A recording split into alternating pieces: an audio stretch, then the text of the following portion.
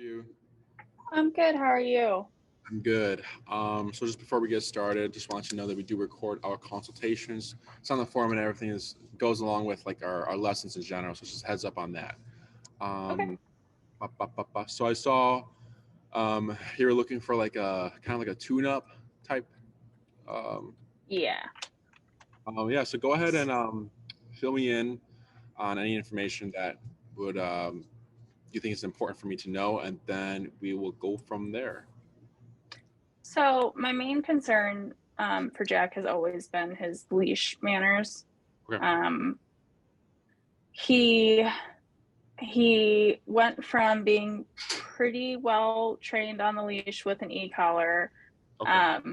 to as he started to get a little bit older, especially after being neutered, we went to the prong collar just because he was pulling so hard, especially when other dogs were coming towards us.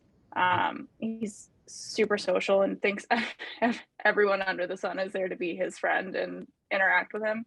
Okay.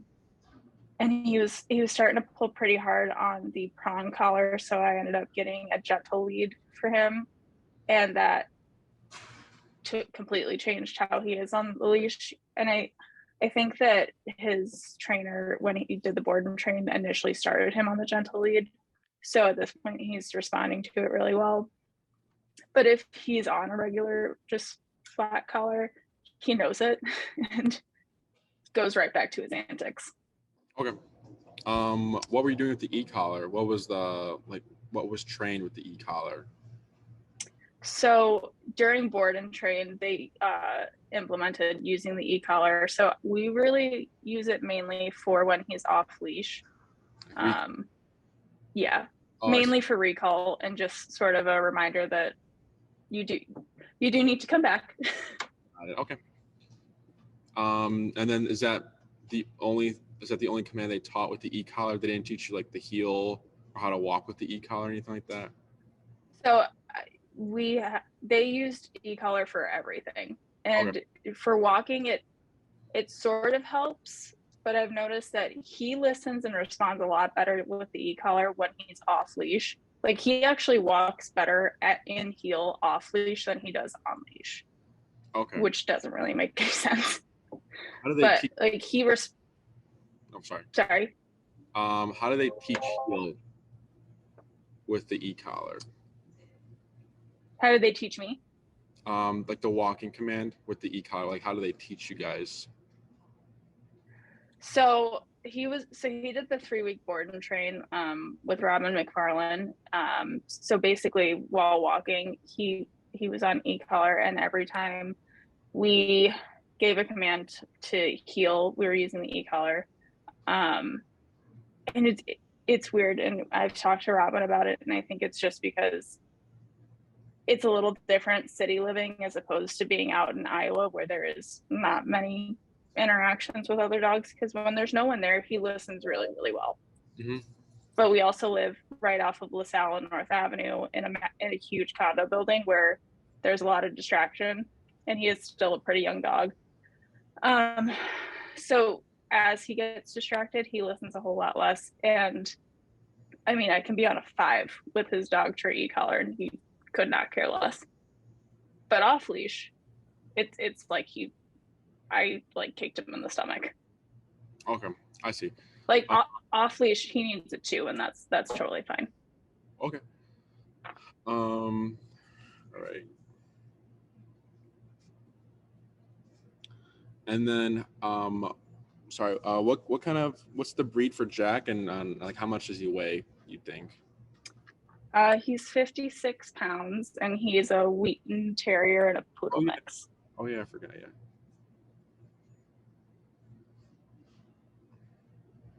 Okay. And then it sounds like your goals are to address the leash pulling without the gentle leader, and let's see here. And then kind of handling him in your building, correct? Yeah. And so another concern, and not concern, but goal for him is my boyfriend is actually moving in with us. and will be working from home. So he's actually going to be interacting with Jack a lot more than I do since I'm in office. So for the last year, Jack basically is like, this is my buddy. I don't have to do anything. When he gives me a command, it's like sort of a command, but not really a command. So I don't really listen to him. So we need to start working on Mark being seen as someone who he does have to listen to, as well as myself, because I can give him a command and immediately he sits down. Mark has to tell him 3-4 times and then pushes the butt down, and then he'll listen. Okay. And then Mark tried using the e-collar before? No, he's not super comfortable with it. Okay. Is it just because the lack of knowledge, or he just doesn't uncomfortable, or how does he I think it's lack of knowledge, and maybe I'm not explaining it well enough to him as to what it actually does, and it's not like it's a shock collar or anything. Yeah. So I think it's my lack of being able to really explain to him how to use it properly. Got it. Okay. That makes him a little bit nervous. Because I just assume he should know, because I know. Yeah. Sounds good. Anything else I should know about Jack, or are there any other goals you have with Jack? I have noticed I don't want to say he's getting a little reactive, but he's starting to get a little nervous around some dogs. But it's weird because some dogs that he's never met, he just lays down and just wants, is so focused on them until they get up, and then he just wants to play with them. And then there are some dogs that walk by and he is on my hip, as far away from this other dog as he can get. So we've had some issues with, I got bit at a park, and he got super protective, not aggressive, but I mean, he corrected a 100-pound Rottweiler. Oh, wow. With some force. So we've had that issue, and he's starting to get a little nervous, which for as social of a dog as he is in the city, it's not the worst thing, but I also don't want him to become reactive to any dog. Got it. Okay. And then what you're seeing is he's more of like here and there he'll play, other times he doesn't care, but when there are other times where he's more kind of unsure, he's kind of paranoid in a way, or kind of is he moving away, go towards a dog? Oh, you think he's on your hip, right? Never mind. Yeah, so when we're walking, especially with the gentle leader, I don't know if it's because he feels like he doesn't have much control over his head and body on the gentle leader. He seems to be a little more apprehensive of some dogs coming towards us. And after I got bit, there was another instance there were two actually. We were training in the softball fields, working on recall, and not getting up out of sit or down until I give him the command to go. Got it. And because I had treats in my pocket, another dog came up to us and tried to get up into my pocket, and Jack got very defensive very quickly, which he's never done prior to me getting bit at the park. So it's not really a problem. I don't want him to become super guarded of me, because it has never happened prior to the Rottweiler incident. Got it. Okay. And then how did he handle that incident? What did he do? After he barked in this dog's, got between this dog and I, barked in the dog's face, and then I called him and sort of moved away. But the problem was the other dog sort of continued to follow us. So he turned around, barked in the dog's face again, at which point I asked the owner to call her dog back, because obviously it's not a good interaction. And that dog owner couldn't get her dog back, so we ended up just leaving. It's it's not going to go well. Yeah. Okay. Sounds good. And then when he bit the Rottweiler, what did the Rottie do after that? He didn't bite the Rottweiler, but he did bark pretty aggressively in his face. So the Rottweiler bit me, which was what really set him off. And then the Rot's owner ended up putting him on his collar and leaving.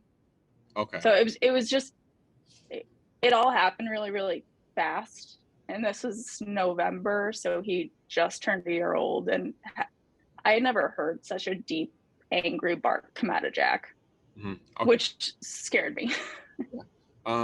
So this kind of, they all like in a way tie together. So with the seeing the dogs, there is obviously some concern for dogs, whether it be I want to play, or who are you, or what are you doing, what's going on. He's concerned.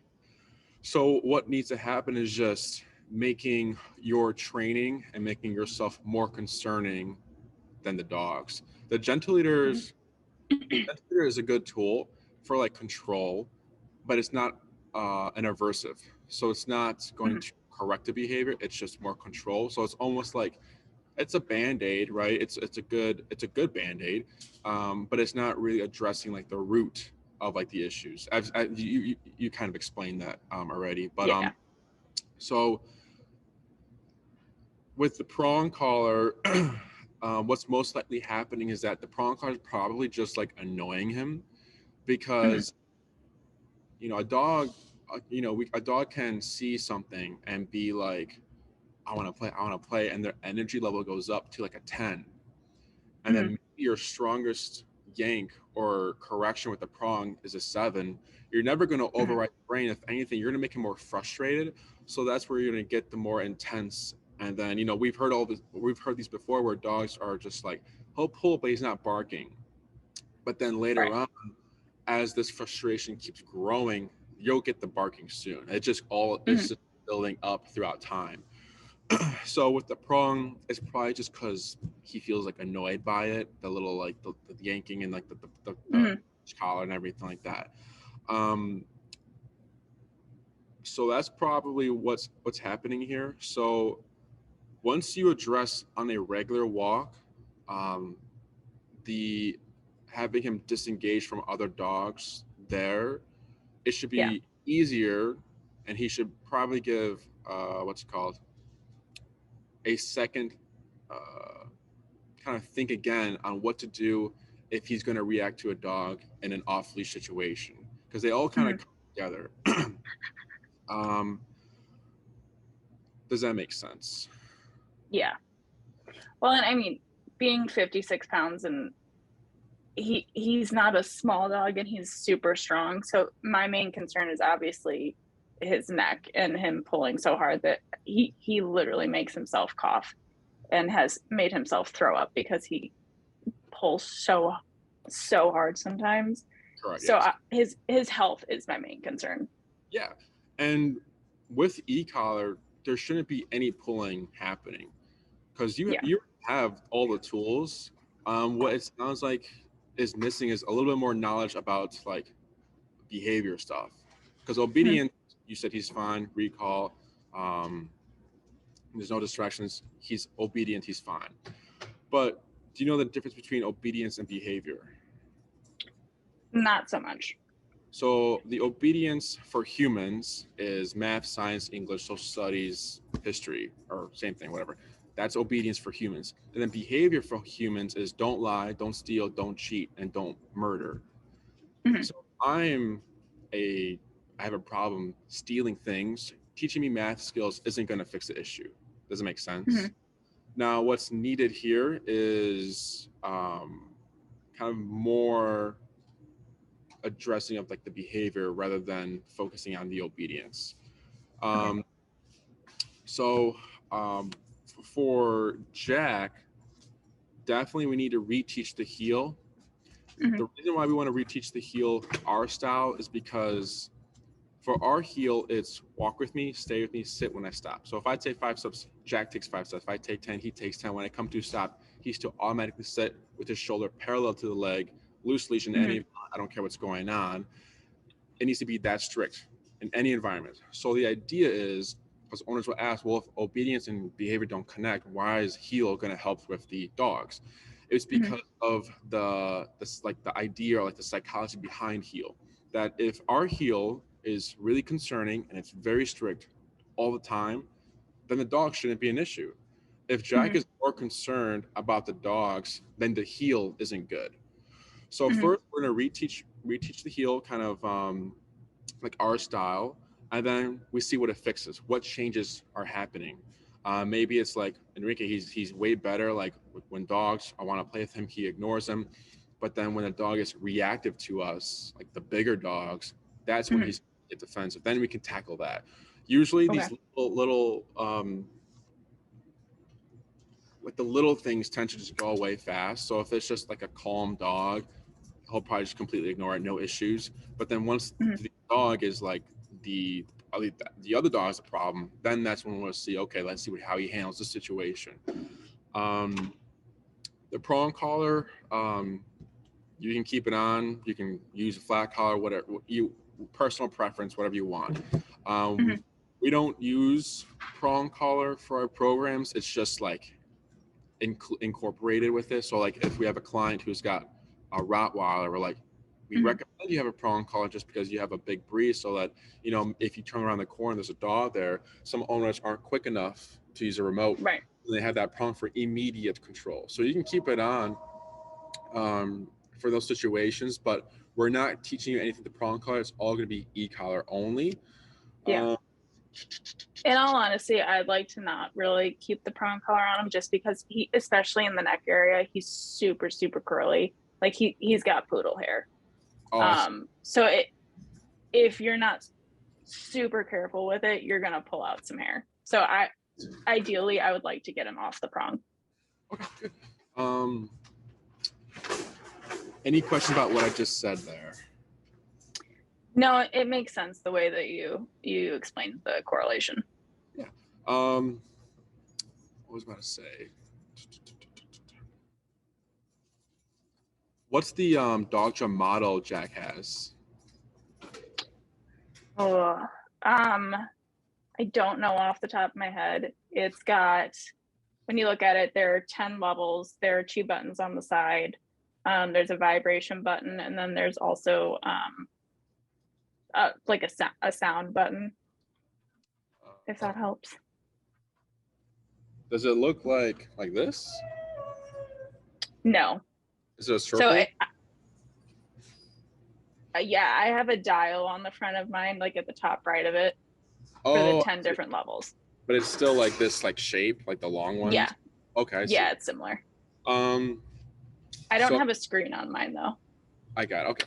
Yeah, I know what you're talking about. So that model could also, I'm trying to think. So you only have 10 levels, you said, right? So that's probably why you're also having issues. So this one, right now it's on 58. This goes up to 127, right? Okay. We don't have 100 more levels, right? Think of your level 10 equal to our 127. Okay. But we can be very specific because, like you said before, like sometimes he's not listening, but then other times he's screaming. Is because of the jumps you have, right? These go in of ones, right? So does that make sense? Yeah. So basically I have like, you can change the level, and then it's low, medium, or high for both if you hit both buttons. So there's a little bit of variance, but I mean, I could have him at a 3 and we're at these softball fields, and that's plenty, because he'll yelp. But then I could have him at a 5 on a leash while we're walking up and down LaSalle, and that's not nearly enough because he's completely ignoring it. Got it. So I know Doctor had a model like that. So I recommend you getting a different model for his kind of size. Just because even for Mark, like it's going to be difficult because these are simple. It's just a dial, and then you have your nick right here, and that's it. No low, high, or switching settings. So it's just way more simpler. So like if Mark's struggling, I don't want him to go, oh, let me go high real quick because he's freaking out, and then it's either something has happened already or the dog has left and he hasn't had time to address it. So I recommend that on a different model. It's more simpler. And can be more easier for you, so he's not like yelping sometimes, and then he's like not feeling it. Then you have to kind of figure it out what's going on. Right. That's for me what I would recommend. But I mean, we can, because there's two options. We can start the training, see how this model works, and if it's like, all right, this isn't working out, then we can just switch to the model we recommend, and then we can see what works best, just so that you're not like buying like a whole new system again. We can play it by ear, but from right now, I feel like a different model would be better. Okay. What else? Another issue would be, so if Jack is like having a kind of like, what is it? Like he's distracted. What do you usually do with your remote or like your leashes or anything like that? Well, so he's super food motivated. Okay. So I always keep a little baggie worth of treats in one pocket. He knows if my hand's in there, he's probably getting a treat. Okay. So typically what I do is I'll use the remote, put him in a heel, and then keep my hand in my pocket, because he'll just be looking at me with his head basically on my leg, walking, paying attention for food. Got it. Okay. So in most cases, if like I see the dog coming first and he doesn't lock in on it, we can make it work. But I literally have to have like food in my hand to make him ignore this dog. Okay. So we can fix that as well. So what we want is, because for like, what's it called? The look at me command, like look at me, is unrealistic, because especially for the city, and like once it hits like spring or summer, all these dogs, it's unrealistic for Jack throughout the whole walk to be looking here. Right. So instead of having Jack look at one thing, we have Jack not look at that one thing, but look at 1,000 other things. I don't care. It's easier for a dog to focus on many things except one thing than ignore everything and focus on one thing. Doesn't make sense. So the treats won't be needed and everything, because all that's needed here is just like a higher consequence for his actions. And kind of reteaching the heel, seeing what it fixes, like I said before. What else? So you said, and then Mark will kind of like be part of the training, correct? You said? Yeah. So he currently lives in Virginia and will be moving here in a couple months. So I'd like to do the training around the time that he's going to be here more often than not, because my issue is walking with Jack, but he listens. So I almost feel like we have to sort of like start from ground zero with Mark. And also he's never had like a well-trained dog. Like he had his mom's lap dog kind of thing. So I think he also needs to be trained in how to give commands to Jack. And like, you can't say, sit down. It's like, no, it's sit. And that's it. Like it's just sit. Yeah. Like when the owners say, what is it? They'll say, like, they'll do like a question. Can you do a sit for me, please? Like they'll like, it's funny to hear. But no, I totally understand what you're saying. Having him understand more of like kind of like dog psychology, like dog kind of perspective than a human perspective to a dog. But that makes sense. No worries. I think it would just be better coming from you guys as opposed to me being like, no, you have to change the way you speak. Yeah, no worries. Anything else that I missed, or any questions you have? Not specifically for training. I am looking into you guys also for daycare, just so we can sort of keep him on the same plane of expectation of how to interact with dogs. So I'm gonna try and see if I can't get his trial done, not this week, but the following week. Perfect. Okay. So hopefully he'll be in the facility next week. Okay. So trying to think. that sounds good. I think Elizabeth might be handling that, or one of the admins getting you set up with that. So kind of going back to the e-collar, or the training, I mean, so for like kind of like you, I'll cover it, but common question clients have about the e-collar is, like, is there a point where the dog doesn't need the e-collar anymore, or like graduates from it? Do you have to know the answer to that? So from what I learned from Robin was that he needs to be on it pretty much like 90% of the time, that there's a command given for at least a year or two, and then you can sort of gradually ease it out. I mean, ideally, I would like him to just listen. Yeah. And use the e-collar for when we go to the parks, when he is off leash, and just sort of as a security blanket. Correct. Yes. Would be my ideal use for it. But at this point, he needs it pretty much constantly, especially outside of the building. And you're right. Because it's like, another thing would be like, we can't predict what's going to happen on this walk. So let's say we're seeing he's fine, like he's making great progress, ignores dogs, doesn't care. It should still be on, because you're in the city, like anything can happen. Cars backfiring, an accident, maybe he gets freaked out, and like, leashes slip out the hands, owners get pulled to the ground. We've heard many stories. So if he gets freaked out and he's booking it, we call that flight mode.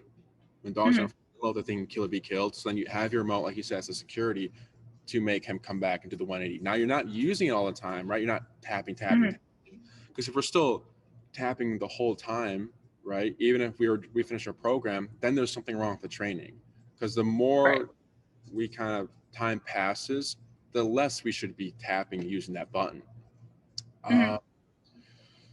So you're correct. That's good. For like program wise, did you have like an idea? Like, did you want to do like that in person? Like, we have the daycare and train, we also have a board and train, or what was like an interest of yours?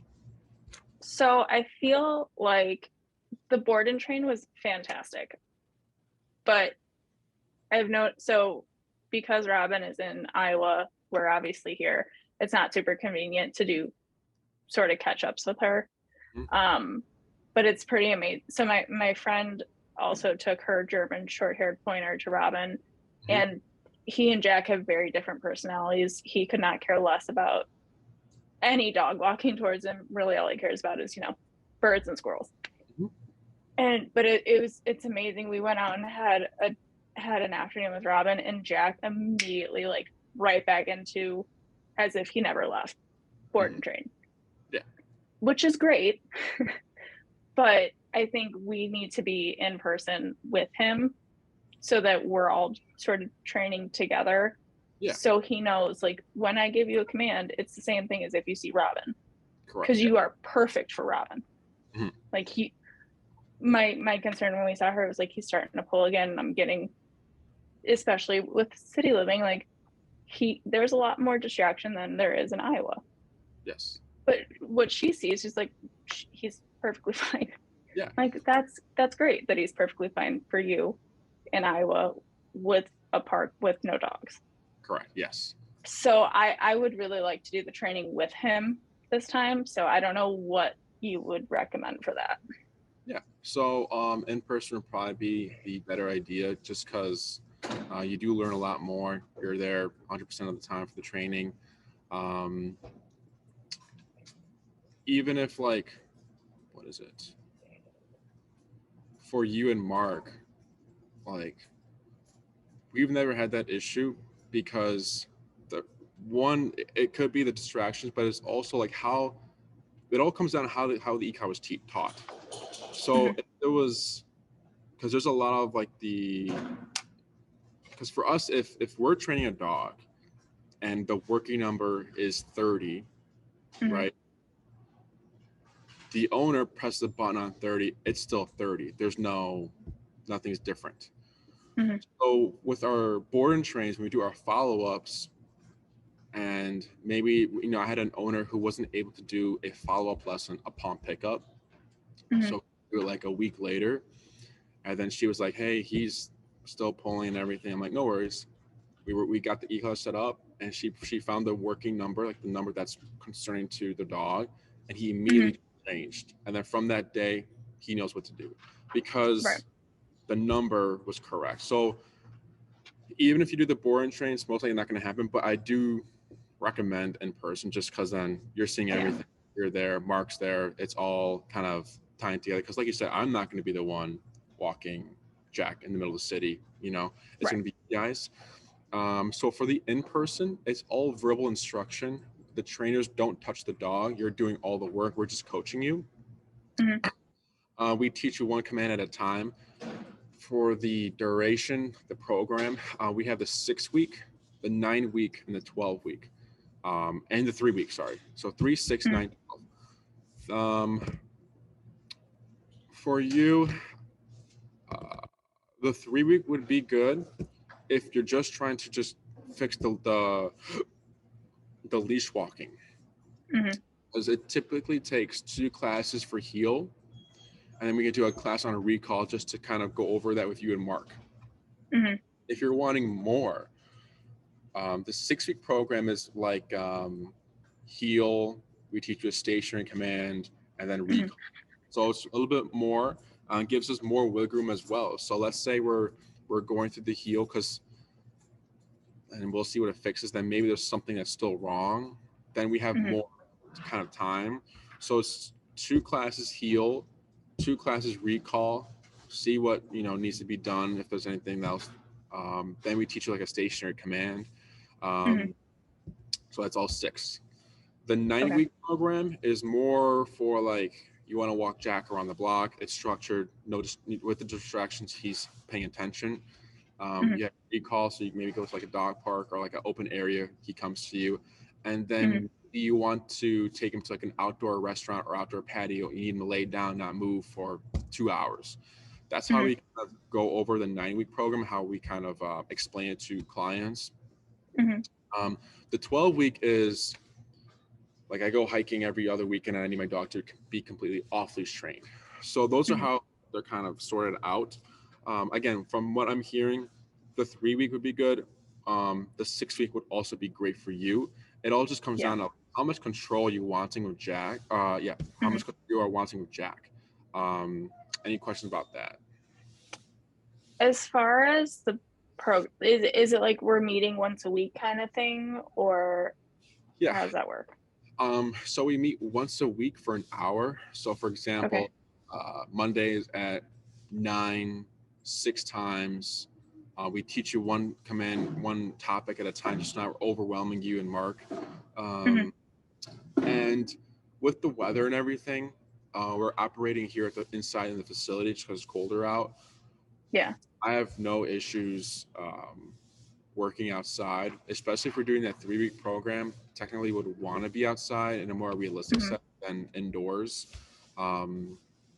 If we do the 6-week, we can start indoors just to teach you the foundation first, and then next class go to a park. Or because I had one client who their dog was very like nervous and shy about the environment. So when they came here for their first lesson, it went well.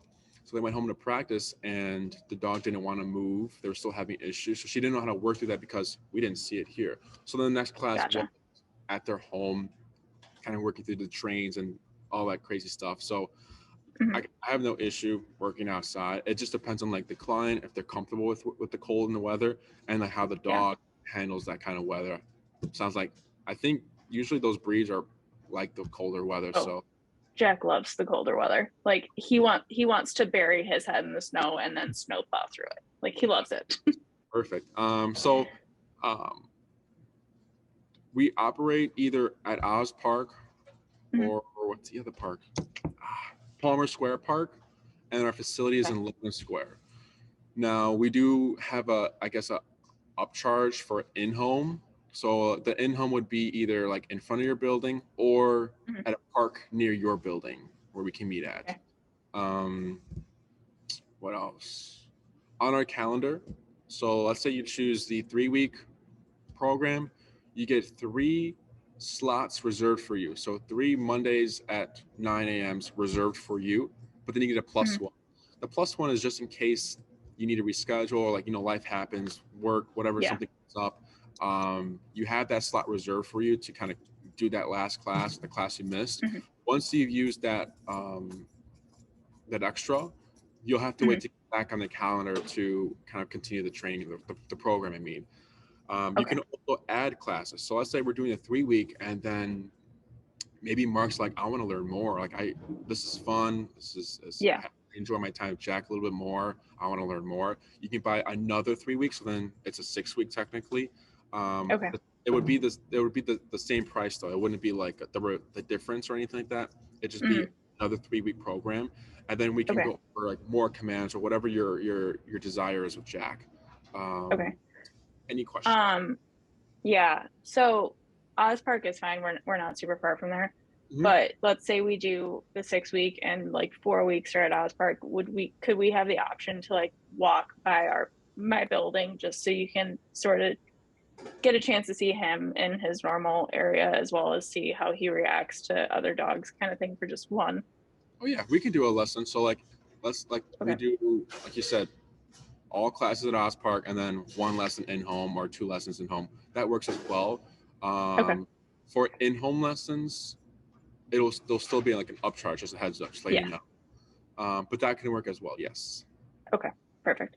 Because my main concern is like, again, he'll be great in a park and be working totally fine, but then we get onto the sidewalk and there's dogs in the elevator, dogs coming in and out of the building, dogs from the other, because we live in Sandburg Village. I don't know if you're familiar with the area, but there are a ton of dogs walking constantly. Like there are so many dogs that they sort of put like bathroom areas built into the sidewalk. So there's a ton of action around where we live.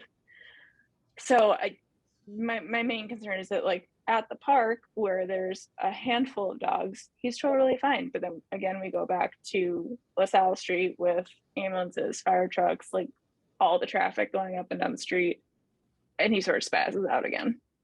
Got it. Okay. We can definitely get that worked out. So like, it's normal. We'll have clients who, like in the summertime, they see all these dogs are out, and they're either comfortable because they could view it as more of like a social setting. So like they're used to park dogs everywhere. So this is how it goes.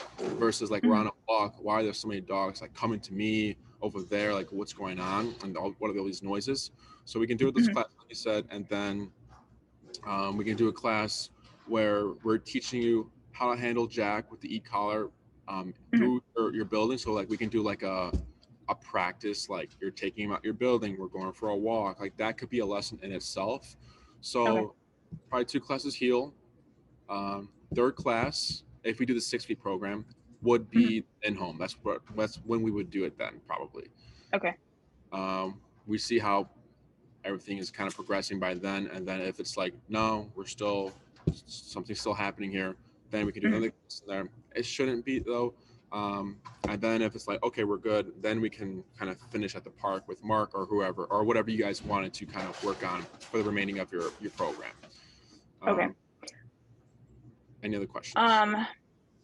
So I am an insurance adjuster, and my week sort of changes constantly.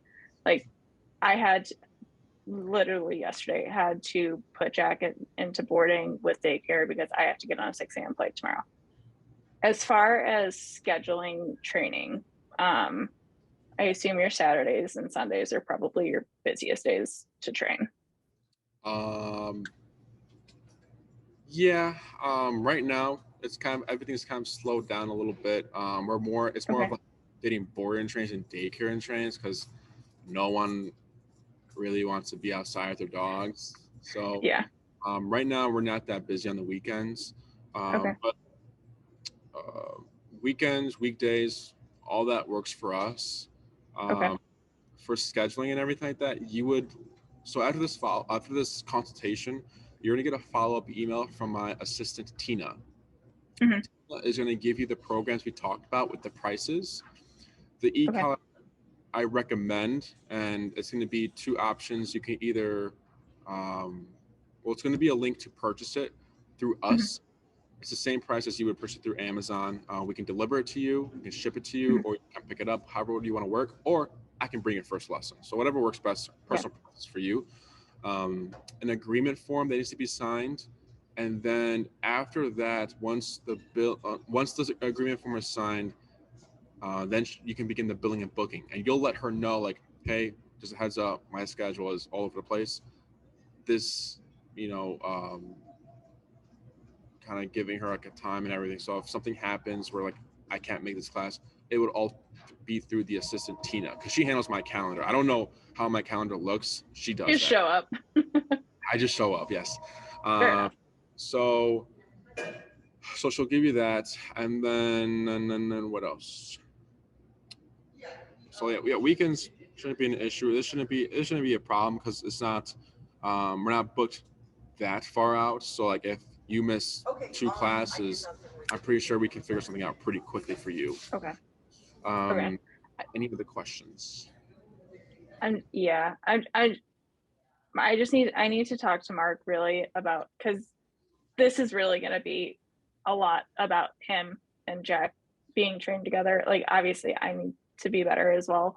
But we'll have to figure out, just because he doesn't live in the city, we'll have to figure out when we can start training, because obviously I want him to be here for the bulk of it. Yeah. So hopefully we can it'll probably end up being like May or June-ish as opposed to immediately, just so he can be here and be working through the training as well. Got it. So we'll have to figure that out. So hopefully you guys don't book up super quickly for the summertime. Yeah, I mean, if I'm trying to think. I mean, I don't know. I guess you can make your reservation now, or like once you know the dates, as soon as you can. Okay. Other than that, if it's a what's the word? I think it should be fine. Because if you miss a class, then Jack will still be. I mean, not Jack.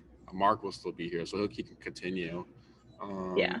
Other than that, anything else? I don't think so. Okay. Not that I can think of off the top of my head. These matters, pulse. I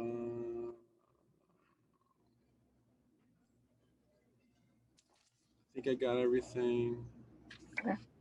A lot of, so like if he sees a dog in your building, is it going to be like a for sure he's going to blow up on it, or like what does he do in the building? So in the building, majority of the time that we interact actually in the building is going to be in the elevators, because there are specific dog elevators that we have to use.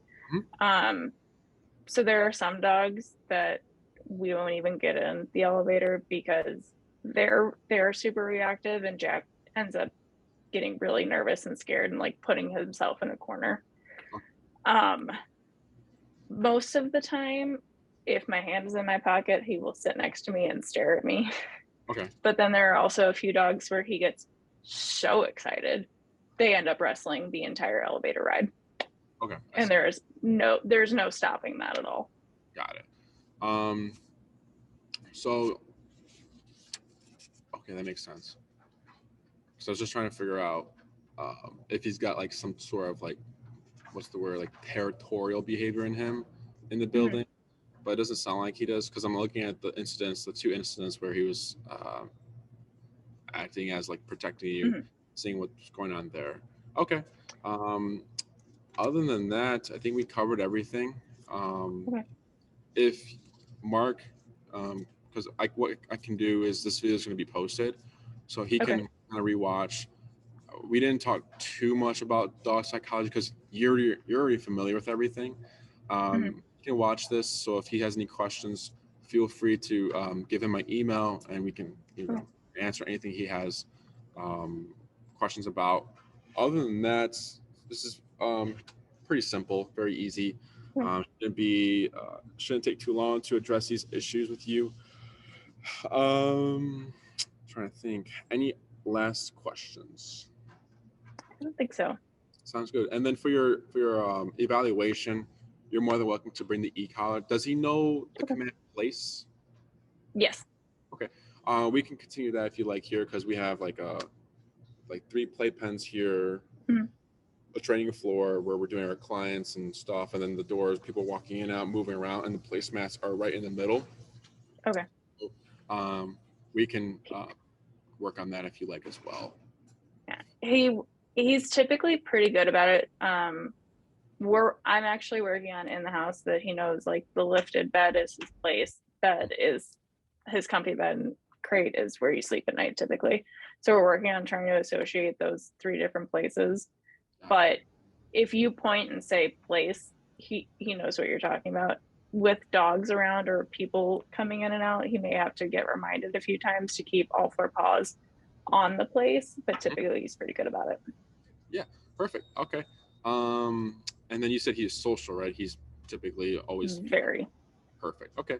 Other than that, Ashley, I believe we covered everything. Like I said, just keep an eye out for Tina's email. Okay. Should be sent out either today or tomorrow. Other than that, I think that's all. All right, perfect. I appreciate your time. Of course. Have a good day. Thanks, you too.